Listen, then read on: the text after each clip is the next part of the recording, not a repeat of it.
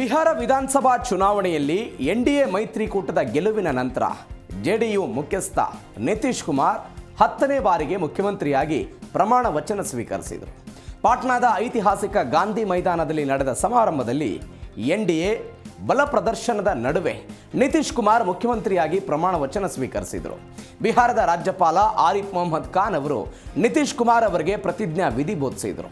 ನಂತರ ಬಿಜೆಪಿ ಶಾಸಕಾಂಗ ಪಕ್ಷದ ನಾಯಕರಾದ ಸಾಮ್ರಾಟ್ ಚೌಧರಿ ಮತ್ತು ವಿಜಯ್ ಕುಮಾರ್ ಸಿನ್ಹಾ ಅವರು ರಾಜ್ಯದ ಉಪಮುಖ್ಯಮಂತ್ರಿಗಳಾಗಿ ಪ್ರಮಾಣ ವಚನ ಸ್ವೀಕರಿಸಿದರು.